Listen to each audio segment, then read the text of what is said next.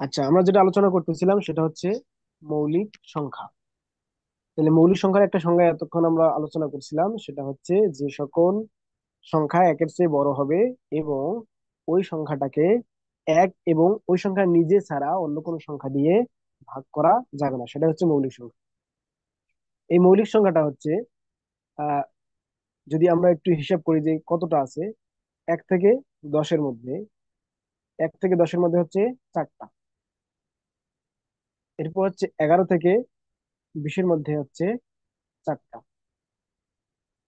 তাহলে এখন যদি আমরা দেখি যে কি কি আছে এখানে, কত কত আছে একটু আগে দেখলাম। 2, 3,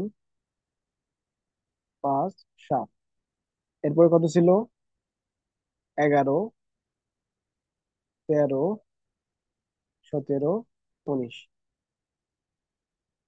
একটা বিষয় এখানে মনে রাখবেন যে জোড় সংখ্যা জোড় সংখ্যা কখনো মৌলিক সংখ্যা হয় না, একমাত্র দুই ছাড়া। কেবল মাত্র দুই হচ্ছে জোড় সংখ্যা, যে মৌলিক সংখ্যা। দুই ছাড়া আর কোনো জোড় সংখ্যা মৌলিক হতে পারে না।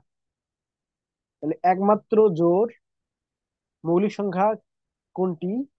তখন উত্তর হবে দুই। বোঝা গেছে? আচ্ছা, এখন 1 থেকে 10-এর মধ্যে বলছি কটা মৌলিক সংখ্যা? চারটা। 11 থেকে 20-এর মধ্যে কয়টা? চারটা। তাহলে এখন যদি বলি যে 20 থেকে 30-এর মধ্যে কয়টা? 20 থেকে 30-এর মধ্যে কয়টা? দুইটা। 20 থেকে 30-এর মধ্যে দুইটা। কি কি? 23 আর 29। 23 আর 29। তাহলে এটার একটা শর্টকাট জিনিস দিয়ে দেই, যাতে মনে রাখতে পারেন। মনে রাখবেন 4422। 4422, 322 321। এটা মানে কি? এটা মানে হচ্ছে 1 থেকে 10 পর্যন্ত হচ্ছে চারটা মৌলিক সংখ্যা। এরপরে হচ্ছে 11 থেকে 20 পর্যন্ত চারটা। 21 থেকে 30 পর্যন্ত দুইটা। 31 থেকে 40 পর্যন্ত দুইটা। 41 থেকে 50 পর্যন্ত তিনটা। 51 থেকে 60 পর্যন্ত দুইটা। আবার 61 থেকে 77 পর্যন্ত দুইটা। 71 থেকে 80 পর্যন্ত হচ্ছে তিনটা। আবার 81 থেকে 90 পর্যন্ত হচ্ছে দুইটা। আর 91 থেকে 100-র মধ্যে মধ্যে হচ্ছে একটা। এটাকে মনে রাখবেন কিভাবে? নাম্বারের মতন: 4422, 4422, 322 321, 4422 321, আর 322 321। বুঝতে পারছেন? ওকে। তাহলে আমরা এই যে এই পর্যন্ত দেখেছি, 442 এই পর্যন্ত দেখেছি। তাহলে এখানে পরেরটা যদি দেখি, এটা হচ্ছে 31 থেকে 40 পর্যন্ত। এখানে কে কে আছে? 31 আছে আর 37 আছে। আর এখানে 41 থেকে যদি আমরা 50 পর্যন্ত দেখি, তাহলে 41 থেকে 50 পর্যন্ত এখানে আছে 41 আছে, 43 আছে, 47 আছে। এইভাবে আমরা একটা চার্ট দেখবো, ওই চার্টের মধ্যে সবগুলো দেওয়া আছে। আপাতত বলে রাখলাম যে 4422 322 321, এটা মনে রাখলেই হবে। এটা গেল আমাদের মৌলিক সংখ্যা।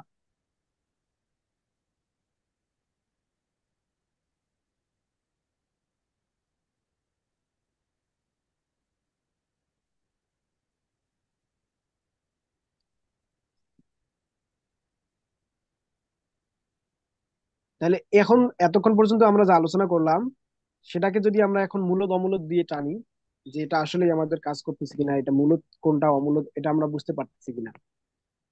ঠিক আছে, জাস্ট একটা ট্রাই করে নেই, একটু ডিভিশন দিয়ে। তাহলে মূলদ সংখ্যা কোনটা? যে সংখ্যাকে ভগ্নাংশ আকারে প্রকাশ করা যায় না। মূলদ সংখ্যা হচ্ছে যে সংখ্যাকে ভগ্নাংশ আকারে প্রকাশ করা যায়। অমূলদ হচ্ছে যেটাকে ভগ্নাংশ আকারে প্রকাশ করা যায় না। পূর্ণ সংখ্যা কোনটা? যে শূন্য সহ সকল ধনাত্মক ও ঋণাত্মক অখণ্ড সংখ্যা সমূহকে পূর্ণ সংখ্যা বলে। মৌলিক সংখ্যা কোনটা? এটা আমরা জানলাম যে একের চেয়ে বড় এবং এক ও ওই সংখ্যা ব্যতীত অন্য কোনো সংখ্যা দিয়ে সেই সংখ্যাকে ভাগ করা যায় না। তাহলে বাকি সবগুলো কি হবে? যৌগিক সংখ্যা হবে। এই পর্যন্ত আমরা বুঝতে পারছি। এখন প্রশ্ন হলো, এই প্রশ্নের উত্তর সবাইকে করতে হবে। সেটা হচ্ছে যে √25 এটা মূলদ না অমূলদ? এটা চ্যাট বক্সে লিখে পাঠান। এরপরে √2 মূলদ না অমূলদ? টু মূলদ না অমূলদ? এরপরে হচ্ছে থ্রি মূলদ না অমূলদ?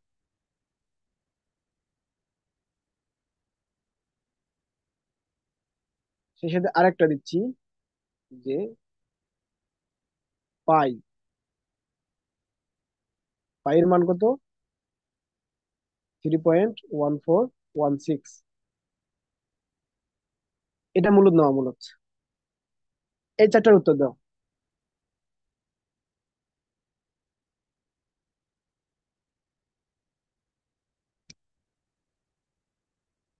ওকে, তাহলে প্রথমটা হচ্ছে √25, এটা হচ্ছে মূলদ সংখ্যা, কেননা এটা একটা পূর্ণবর্গ সংখ্যা।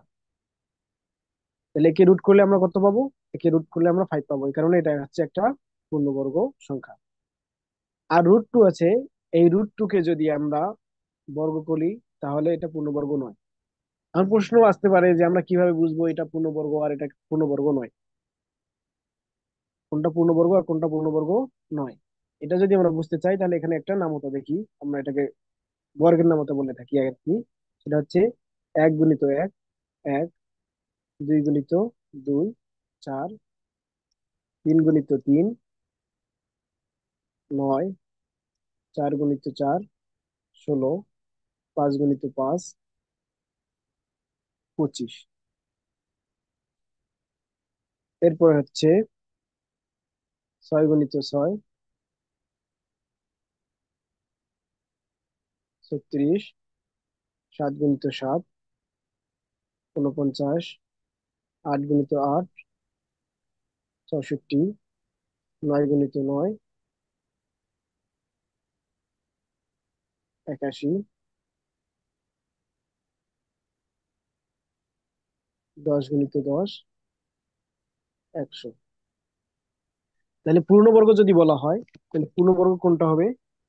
পূর্ণবর্গ হবে 1 4 9 16 25 49 44 আর 64 81 100। এছাড়া 11 দিয়ে যদি করি, 11 11 121 12 12 144 13 13 169 14 14 196 15 15 225 17 17 16 16 256 17 17 289 18 18 324 19 19 361 20 20 400।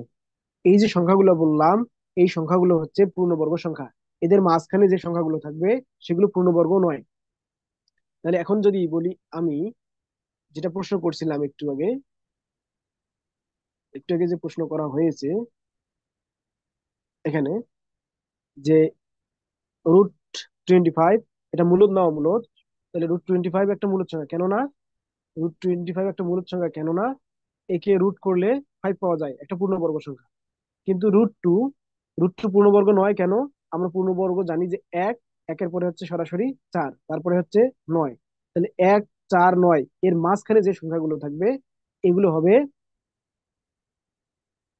পূর্ণবর্গ সংখ্যা নয়। এগুলো পূর্ণবর্গ সংখ্যা নয়। যখন এগুলো পূর্ণবর্গ সংখ্যা নয়, তার মানে এগুলোকে যদি আমরা রুট করি তাহলে এগুলো হবে একটা অমূলদ সংখ্যা। এই জন্য √2 হচ্ছে একটা অমূলদ সংখ্যা। এবার 3 নম্বর যে প্রশ্নটা দেওয়া হয়েছে, যে এবার তাহলে বলেন, টু এটা মূলদ না অমূলদ? এটা এবার মাইক্রোফোন অন করে বলেন তো, টু এটা মূলদ না অমূলদ?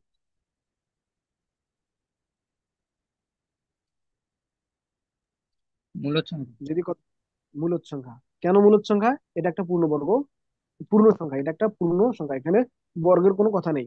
সকল পূর্ণ সংখ্যা হচ্ছে মূলদ সংখ্যা। ওকে, জি। তাহলে এবার যদি প্রশ্ন করা হয় থ্রি, এটা মূলদ না অমূলদ? মূলত সংখ্যা। মূলদ সংখ্যা। এরপরে যে প্রশ্ন করা হয়েছে, পাই পাই এর মান হচ্ছে 3.1416, এরকম করে ডট ডট করে চলতেই থাকে, এটা মূলদ না অমূলদ?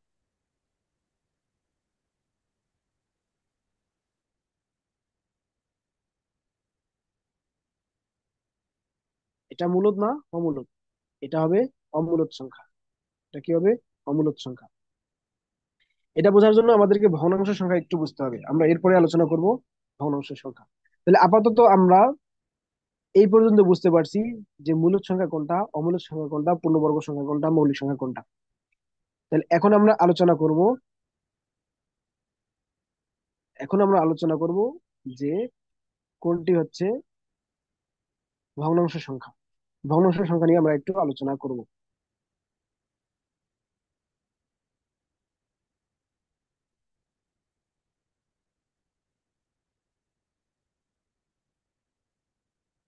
তাহলে ভগ্নাংশ সংখ্যা কি? যে সংখ্যাকে লব এবং হর আকারে প্রকাশ করা যায়। লব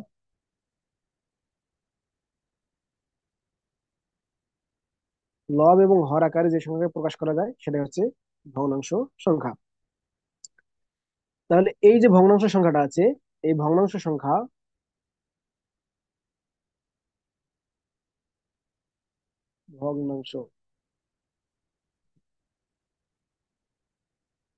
ভগ্নাংশ দুই ধরনের। একটা হচ্ছে সাধারণ, একটা সাধারণ, আর একটা হচ্ছে দশমিক। দশমিক, একটা সাধারণ আর একটা হচ্ছে দশমিক। সাধারণটা থেকে আমরা আরো দুইটা পাই। একটা হচ্ছে প্রকৃত, প্রকৃত, আর একটা হচ্ছে অপ্রকৃত। একটা প্রকৃত আর একটা হচ্ছে অপ্রকৃত। এখন যদি বলি প্রকৃতিটা কি, প্রকৃতটা হচ্ছে যে লব ছোট, হর বড়। লব ছোট হর বড় যদি হয় তাহলে সেটাকে বলা হয় প্রকৃত ভগ্নাংশ। প্রকৃত ভগ্নাংশ। মনে করেন এখানে দিলাম 5/7। এখন যদি উল্টাটা হয়ে যায়, যে লব হচ্ছে বড়, লব বড় আর হর ছোট, তাহলে এটা হবে অপ্রকৃত ভগ্নাংশ, অর্থাৎ উপরে 7 নিচে 5, এটা হলো অপ্রকৃত ভগ্নাংশ। আবার এই দুইটার সংমিশ্রণে আরেকটা ভগ্নাংশ বের করা হয়, সেটাকে বলা হয় মিশ্র ভগ্নাংশ। কি ভগ্নাংশ? মিশ্র ভগ্নাংশ। মিশ্র ভগ্নাংশ কি? একটা পূর্ণ সংখ্যা থাকে, যেমন এটাকে যদি আমরা একটু ভেঙে দেখি তাহলে এটা এরকম হয়। তাহলে একটা পূর্ণ অংশ আছে আর একটা ভগ্নাংশ অংশ আছে। তাহলে এই দুইটা অংশ থাকার কারণে এটাকে বলা হয় মিশ্র ভগ্নাংশ। তাহলে ভগ্নাংশ হচ্ছে প্রথমত দুই ধরনের, একটা সাধারণ, একটা দশমিক। সাধারণের মধ্যে দুইটা প্রকার, একটা হচ্ছে প্রকৃত আর একটা হচ্ছে অপ্রকৃত। প্রকৃত হয় কখন? যখন লব ছোট হয়, হর বড় হয়। আর এর বিপরীতটা ঘটলে, লব বড় হলে, হর ছোট হলে, তাহলে এটাকে বলা হয় অপ্রকৃত ভগ্নাংশ। আর এখান থেকে আরেকটা জিনিস তৈরি করা যায়, সেটা হচ্ছে মিশ্র ভগ্নাংশ, যেখানে একটা পূর্ণ অংশ থাকে আর একটা ভগ্নাংশ অংশ থাকে। এই পর্যন্ত বুঝতে পারছেন?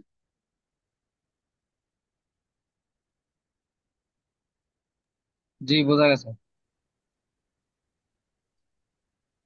ওকে, এবার তাহলে দেখা যাক দশমিক ভগ্নাংশ কি। দশমিক ভগ্নাংশ বুঝতে পারলে আমাদের মূলদ অমূলদের যে একটু কনফিউশন আছে সেটাও চলে যাবে। দশমিক ভগ্নাংশ, দশমিক ভগ্নাংশ, দশমিক ভগ্নাংশ কি? এটা প্রথমত, এটা দুই ধরনের, এটাও দুই ধরনের। একটা দশমিক ভগ্নাংশ হচ্ছে সসীম, আর একটা হচ্ছে অসীম। সসীমটা কি? যে দশমিক ভগ্নাংশগুলোর শেষ আছে, এখান পর্যন্ত শেষ, তাহলে 0.14, এখান থেকেই শেষ, অথবা এর চেয়েও বড় হতে পারে, 0.1625, এখান থেকে এসে শেষ। যাদের শেষ আছে তাদেরকে বলা হয় সসীম দশমিক ভগ্নাংশ। আর যাদের শেষ নাই তাদেরকে বলা হয় অসীম দশমিক ভগ্নাংশ। মনে করেন আমি দিলাম 0.666666, এরকম করে চলতে আছে। আবার একটা দিলাম 0.173215, এরকম করে চলতে আছে, ডট ডট ডট ডট করে চলতে আছে। তাহলে এটাকে বলা হচ্ছে অসীম। যার শেষ নাই সে হচ্ছে অসীম, যার শেষ আছে তাকে বলা হচ্ছে সসীম। এই অসীমটা আবার দুই ধরনের। অসীমটা আবার দুই ধরনের। অসীমটা দুই ধরনের কি কি? অসীমটা দুই ধরনের কি কি? একটা হচ্ছে আবৃত্ত, আর একটা হচ্ছে অনাবৃত্ত। মূলত পড়ার সময় একটু টাচ দিয়েছিলাম যে অসীম আবৃত্ত একটা, আর একটা হচ্ছে অনাবৃত্ত। আবৃত্ত মানে হচ্ছে একটি সংখ্যা বা একই সংখ্যা বারবার চলে আসা। যেমন আমি দিয়েছিলাম 0.6666666, মানে এই সারা জীবন চলবে শুধু ওই সিক্স কে নিয়েই। তাহলে এটা বারবার যে আসতেছে, এই জন্য এটাকে বলা হয় অসীম আবৃত্ত সংখ্যা। অথবা এটার আরেকটা রূপ হতে পারে 0.175 175 175 175, মানে বারবার 175 এরকম করে আসতেছে। আবার এটা এরকমও হতে পারে যে দুটা সংখ্যা দিয়ে হতে পারে 0.12 12 12 এরকম করে আসতে পারে।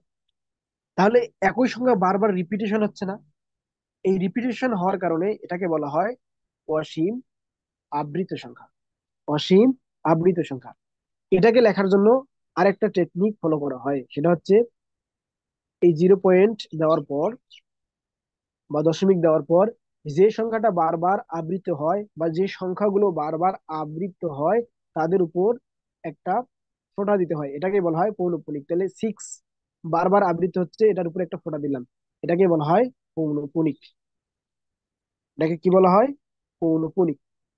নিচেরটাকে যদি আমরা সাজাতে চাই তাহলে কি হবে? এটা 175 175 বারবার আসতেছে, তাহলে 0.175 লিখলাম। প্রথমটা এবং শেষটাতে দিতে হয় পৌনঃপুনিক। তার মানে বোঝায় যে এখানে শুরু, এখানে শেষ, এই তিনটা সংখ্যা বারবার রিপিটেশন হয়। 175 175। এরপরে হচ্ছে আমাদের 12 12 12। তাহলে যেহেতু এখানে দুইটা, তাহলে 0.1 এবং 2 দুটার উপরে পৌনঃপুনিক দিতে হবে। তাহলে যে সংখ্যাগুলোর উপর পৌনঃপুনিক থাকে অথবা যে সংখ্যাগুলো বারবার আবৃত হয় তাকেই বলা হয় অসীম আবৃত ভগ্নাংশ, দশমিক ভগ্নাংশ। অসীম আবৃত দশমিক ভগ্নাংশ। আর এই অসীম আবৃত দশমিক ভগ্নাংশ হচ্ছে মূলদ সংখ্যা। এখানে মনে রাখবেন, এটা কি সংখ্যা? মূলদ সংখ্যা। কারণ এটাকে ভগ্নাংশ আকারে প্রকাশ করা যায়। এখন প্রশ্ন আসতে পারে, এটাকে আবার কিভাবে ভগ্নাংশ আকারে প্রকাশ করা যায়? আসে কিনা? অবশ্যই তো আসে। যে এত বড় জি। সংখ্যাকে কিভাবে ভগ্নাংশ আকারে প্রকাশ করা যায়? দেখেন, 0.6 ছিল, এর উপর পৌনঃপুনিক ছিল এটা। তার আগে আমি দশমিক ভগ্নাংশ থেকে কিভাবে সাধারণ ভগ্নাংশে আসা যায় সেটা আগে শিখিয়ে দেই। আমরা একটা লিখেছিলাম 0.14, এটা হচ্ছে দশমিক ভগ্নাংশ। এখন যদি সাধারণে চলে আসি, কি করতাম আমরা? পয়েন্টের জন্য এক, এবং পয়েন্টের পরে যতটা সংখ্যা থাকে ততটা শূন্য নিতে হয়, আর উপরে ওই সংখ্যাটাকে বসাতে হয়। এটাই তো। এভাবেই দশমিক ভগ্নাংশ থেকে আমাদের যে সাধারণ ভগ্নাংশ আছে সেটাতে আসা যায়, কনভার্ট হওয়া যায়। ঠিক আছে? তাহলে এখানে আমরা কি করলাম? পয়েন্টের জন্য একটা এক নিলাম এবং পয়েন্টের পরে যতটা সংখ্যা থাকে ততটা শূন্য নিতে হয়।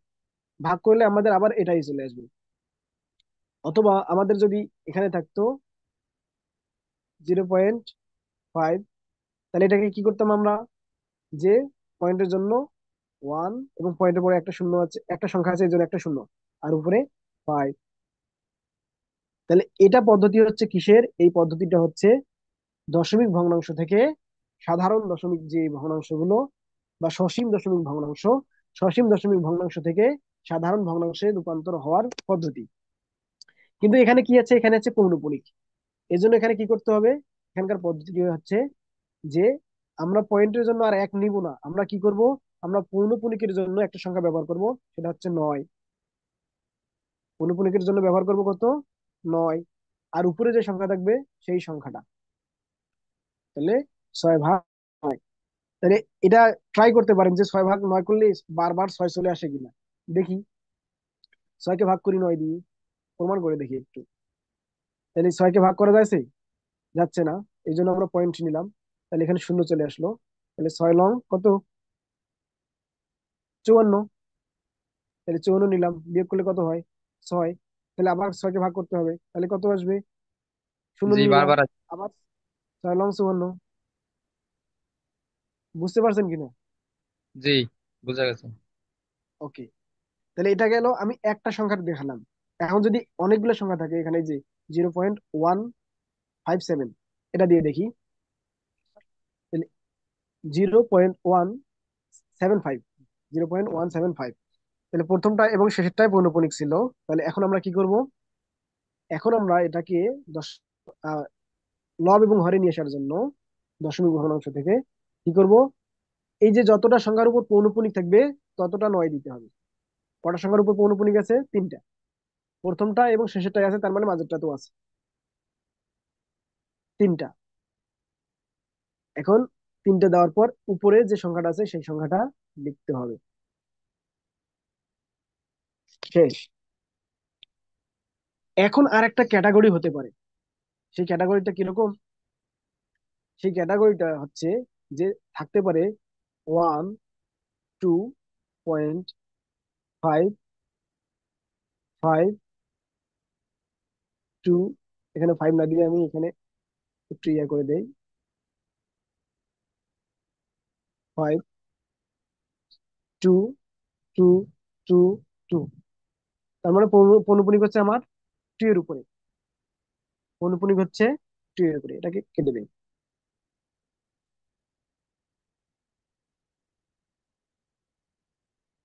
পৌনঃপুনিক হচ্ছে 2 এর উপরে। পৌনঃপুনিক যেহেতু 2 এর উপরে, তাহলে এটাকে যদি আমরা এখন ইয়া করতে চাই, দশমিক ভগ্নাংশে রূপান্তর করতে চাই, সরি, সাধারণ ভগ্নাংশে রূপান্তর করতে চাই, তাহলে এখানে কি হচ্ছে? যে এখানে দশমিক বা পৌনঃপুনিক আছে একটা সংখ্যার উপরে। এখানে যদি আমি আরেকটা সংখ্যা দিই বোঝানোর সুবিধার্থে, দিলাম 2টা। তাহলে এখানে 9 থাকলো 2টা। আর এখানে আমাদের পুরো সংখ্যাটা লিখতে হবে, 1, 2, 5, 2, 5, পুরো সংখ্যাটা লিখতে হবে। এরপরে বিয়োগ করে দিতে হবে পৌনঃপুনিকের বাম দিকে যে সংখ্যাটা আছে।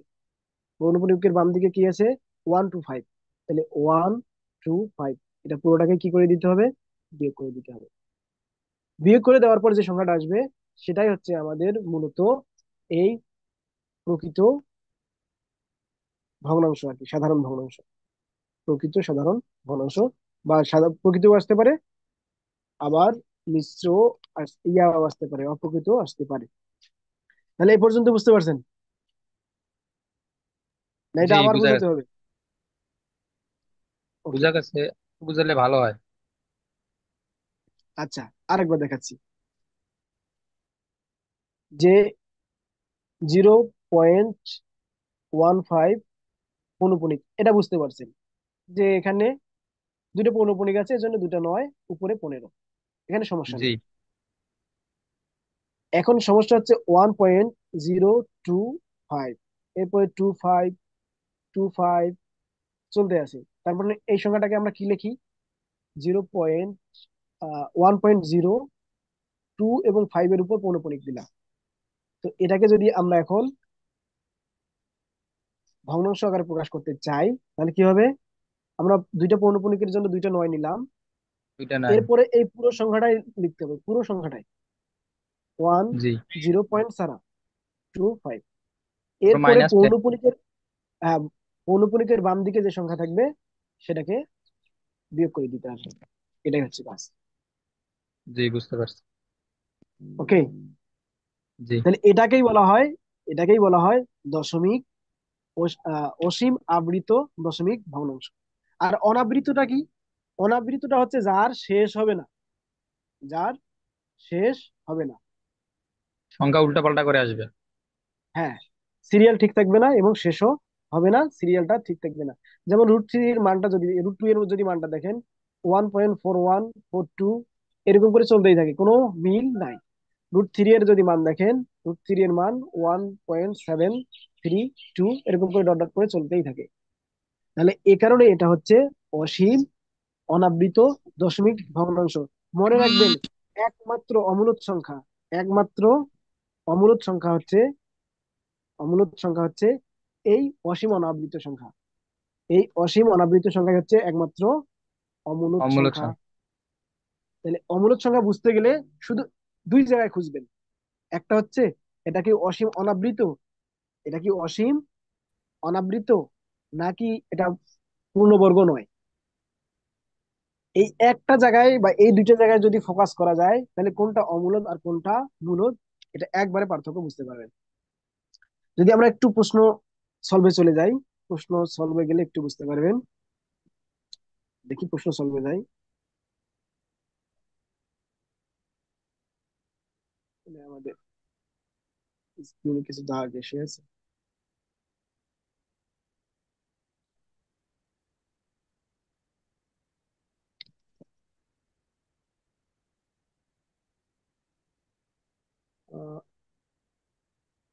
0.2 কমে গেল। মূলদ অমূলদ,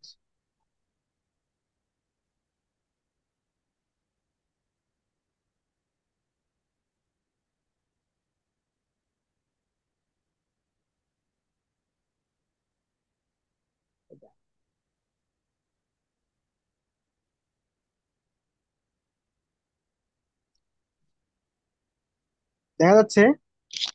জি। এখানে প্রথম প্রশ্নটা দেখেন কি বলা হয়েছে এখানে। এখানে বলা হচ্ছে যে যদি পি একটি মৌলিক সংখ্যা হয়, মৌলিক সংখ্যা মানে হতে পারে এটা 2, 3, 5, 7, 11, যে কোনো মৌলিক সংখ্যা হতে পারে। যদি এটা মৌলিক সংখ্যা হয় তাহলে এর বর্গমূল কি হবে? একটি স্বাভাবিক সংখ্যা হবে, একটি পূর্ণ সংখ্যা হবে, একটি অমূলদ সংখ্যা হবে, না একটি অমূলদ, একটা মূলদ সংখ্যা হবে, না একটি অমূলদ সংখ্যা হবে? কোনটা হবে? একটি অমূলদ সংখ্যা। অম্লক। ওকে। এখন এইটা বুঝতে একটু সমস্যা হয়, এই জন্য এক্সাম্পলটা দেওয়া, যে নিচের কোনটি অমূলদ সংখ্যা। নিচের কোনটি অমূলদ সংখ্যা এটা বোঝার জন্য এই ভিতরে দেখেন আগে, সবগুলোই তো ভগ্নাংশ আকারে প্রকাশ করা আছে নাকি? জি। তাহলে এই তথ্যটা এখানে খাটলো না, যে ভগ্নাংশ আকারে প্রকাশ করলে এটা অমূলদ হবে কিনা এটা বোঝা যাচ্ছে না। তাহলে আমরা অন্য আরেকটা টেকনিকে দেখি এখানে কি। যেহেতু রুট আছে তার মানে পূর্ণবর্গ খুঁজতে হবে। শুধু রুট থাকা মানে, শুধু রুট থাকা মানে আমরা যে বর্গ শিখেছি তার বর্গমূল করা, তার বর্গমূল করা। মানে যদি 25 কে আমরা রুট করি তার মানে এর বর্গমূল কত? 5। 5। কিন্তু যদি এখানে 3 থাকে, তার মানে হচ্ছে এখানে 125 দেওয়া থাকবে তখন। মানে কিউব করা, কিউব করলে আমরা যে মানটা পাইতাম, ঠিক আছে, ওই কিউব হ্যাঁ। করা কার উপর কিউব করলে আমরা ওই মানটা পাবো? 5 এর উপর কিউব করলে, 5 কে যদি 3 বার গুণ করা হয়, 5 5 25, 5 25 125, তখন এটাকে এইরকম করে 3 রাখা হয়। ঘনমূল বলা হয় এটাকে। এটাকে কি বলা হয়? ঘনমূল। ঘন। তাহলে এখানে যে আছে 125/5, তার মানে এখানে কত আছে? 5 আছে। 125-এর ঘনমূল কত? 5। হ্যাঁ। তাহলে 5/5। তাহলে এটা কি মূলদ মূলদ হবে না অমূলদ হবে? মূলদ হবে। মূলত। তাহলে এটা কাটা। আবার এখানে উপরে 5 আছে মানে কত? উপরে 5 আছে মানে এখানে এমন একটা সংখ্যা আছে যাকে 5 বার গুণ করলে 32 হয়। 2 কে যদি 5 বার গুণ করা যায়, 2 কে যদি কয়বার গুণ করা যায়? 5 বার। 2 কে যদি 5 বার গুণ করা যায় তাহলে 32 হয়। যেমন 3 বার গুণ করলে কত হয়? 8 হয়। তাহলে 8-এর সাথে আরেকবার গুণ করলাম 4 বার, তাহলে 16 হইলো। আরেকবার গুণ ষোলো করলাম দুগুণ। 32। তাহলে 2 কে 5 বার গুণ করলে কত হচ্ছে? 32 হচ্ছে। ঠিক আছে। তাহলে উপরে কত পাওয়া যাচ্ছে? 2। তাহলে 2/8 এটা হলো। এটা মানে কি? 2/8। তাহলে এটাও ভগ্নাংশ আকারে প্রকাশ করা যাচ্ছে। এটা হচ্ছে তাহলে মূলদ সংখ্যা। তাহলে এখানে যা চেয়েছে সেটা উত্তর নয়। এরপর পরেরটা যাই। এখানে একই পদ্ধতি, এমন একটা সংখ্যা আছে যাকে 4 বার গুণ করলে 81 হয়। তাহলে এখন 3 আছে, 3 কে যদি গুণ করি তাহলে 9, যদি কিউব করি তাহলে 27, যদি আরেকবার গুণ করি, 27-কে 3 দিয়ে গুণ করি, তাহলে 3×27 81। ঠিক আছে। তাহলে এখানে জি। মূল জিনিসটা কি আসছে? 3/4। তিন পূর্ণ ভাগ সংখ্যা চার আসছে। পূর্ণ সংখ্যা আসছে। আর এখানে দেখেন 27 কি? 27 কি পূর্ণবর্গ সংখ্যা? না। 25 হচ্ছে পূর্ণবর্গ সংখ্যা। এরপরে পূর্ণবর্গ সংখ্যা হচ্ছে 36। তাহলে মাঝখানে পড়ে গেছি। তাহলে মাঝখানে যেহেতু পড়ে গেছে, তাহলে 27 এটা পূর্ণবর্গ নয়। অতএব অমূলদ সংখ্যা হচ্ছে এটা। এটা হচ্ছে খোঁজার টেকনিক। বুঝতে পারছেন? জি, বোঝা গেছে। আরে কোনে গেল? আচ্ছা, এরপর পরেরটা দেখি। পরেরটা কি আছে? পরেরটা আছে নিচের কোনটি অমূলদ সংখ্যা। তাহলে পাই। তাহলে পাইয়ের মান কি? 3.1416 ডট ডট ডট ডট আসতেই থাকে। ঠিক আছে না? আবার হ্যাঁ, √2 আছে। √2 যেহেতু একটা মূলদ সংখ্যা, সরি মৌলিক সংখ্যা, তাহলে মৌলিক সংখ্যার বর্গমূল একটা কি হবে? অমূলদ সংখ্যা, তাহলে এটা অমূলদ সংখ্যা।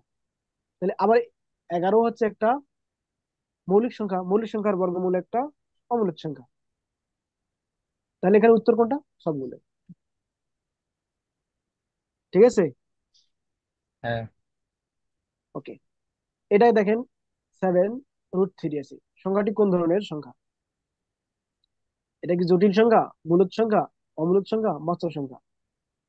ঠিক আছে, বাস্তব সংখ্যা তো সবগুলোই হচ্ছে বাস্তব সংখ্যা।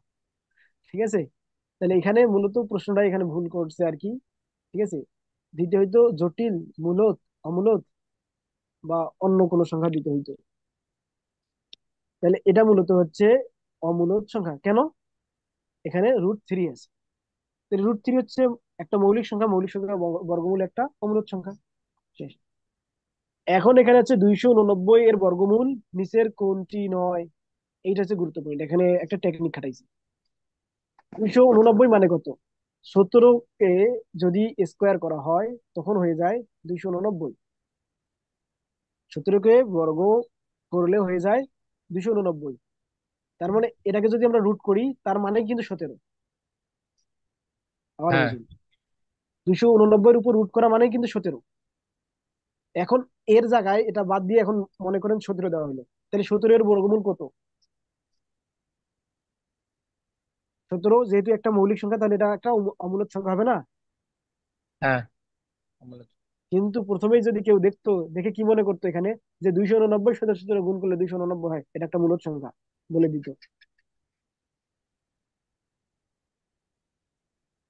289 এর বর্গমূল যখন বলবে, তখন হইতো, যদি বলতো যে 289 এর বর্গমূল কত, তখন এটা মূলদ সংখ্যা হইতো। অথবা যদি বলতো যে 200 √289, এটা মূলদ না অমূলদ, তখন এটা হয়তো মূলদ। কিন্তু কিন্তু এখানে বড় বলছে এরই বর্গমূল করতে বলছে, মানে এটারই বর্গমূল করতে বলছে, এটা মানে হচ্ছে 17। তাহলে 17 17 বর্গমূল। বর্গমূল একটা অমূলদ সংখ্যা। তাহলে এখানে এই টেকনিকটা না বোঝার কারণে বেশিরভাগ মানুষই ভুল করে ফেলে এখানে। তাহলে বুঝতে পারছেন এখানে মূলত অমূলদ কোনটা? হ্যাঁ, বোঝা গেছে।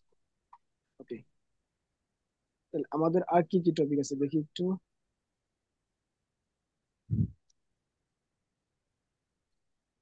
এটা পড়ানো হয়নি, এটা ব্রিটিশ সময়ের কোনো এটা হয়নি। আচ্ছা, তাহলে এখন বাস্তব সংখ্যা কাকে বলে সেটা দিয়ে আমরা আজকে ক্লাস শেষ করে দেবো, আর সময় অল্প আছে। এগুলো যদি আমাদের প্র্যাকটিস করা যায় তাহলে অনেক কিছু হয়ে যাবে এখান থেকে।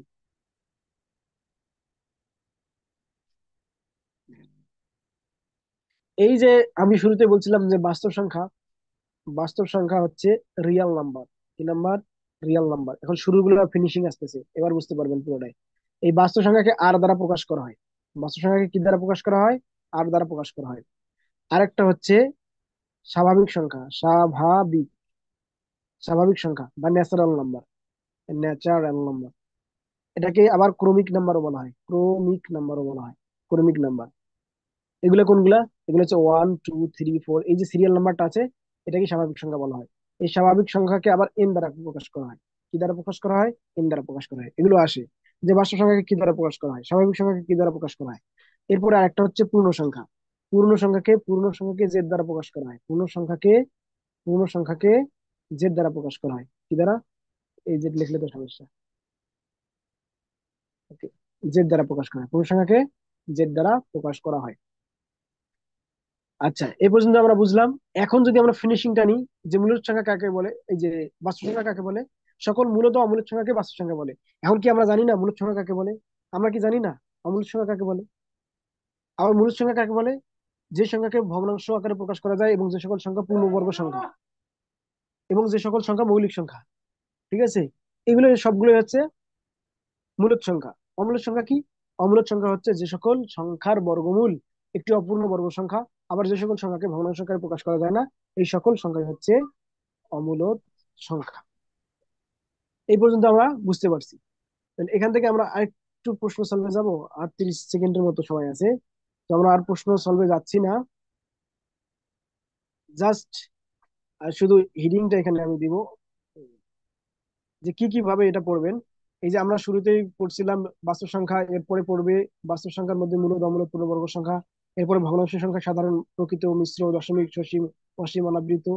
এরপর এখান থেকে পরস্পর সহমৌলিক, এটা পড়া হইলো না আজকে, আমরা নেক্সট ক্লাসে সহমৌলিক এবং কিভাবে মূলদ সংখ্যা বের করা যায়, মৌলিক কিভাবে পূর্ণবর্গ সংখ্যা বের করা যায় বা বর্গ করা হয়, যে কোনো বড় বড় সংখ্যার কিভাবে বর্গমূল নির্ণয় করবো আমরা, সেগুলো বিষয়ে আমরা আলোচনা করবো ইনশাল্লাহ। তাহলে আজকে এই পর্যন্তই। কোনো প্রশ্ন আছে? ক্লাসটা কই পাওয়া যাবে আবার? হোয়াটসঅ্যাপে না আলাদা জায়গায়? এটা আমাদের